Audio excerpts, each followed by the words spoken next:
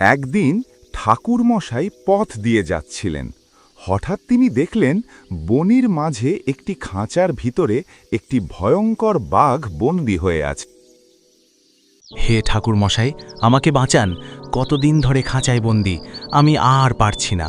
হায় হায়, এমন বিপদে কাউকে ফেলে রাখা কি ঠিক? আচ্ছা, আমি তোমাকে ছেড়ে দিচ্ছি। এতক্ষণে তো আমি মুক্ত, এখন তোকে খেয়েই ফেলবো। আমি তো তোমার উপকার করলাম। উপকার?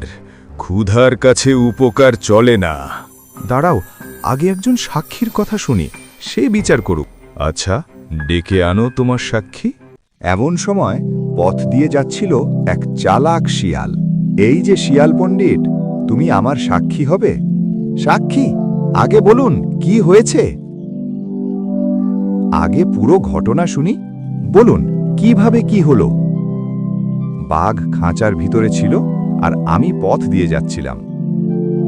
দাঁড়ান, খাঁচার পথ না দেখলে আমি কিছু বুঝতে পারবো না।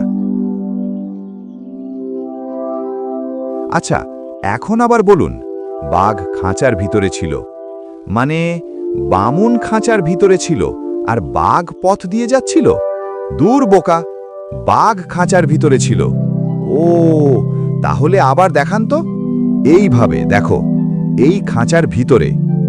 এই তো, এখন সব পরিষ্কার। ঠাকুরমশাই, আমার সাক্ষ্য হলো দুষ্ট লোকের উপকার করতে নেই।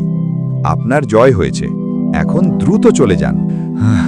বাঁচালে বাপু, ধন্যবাদ।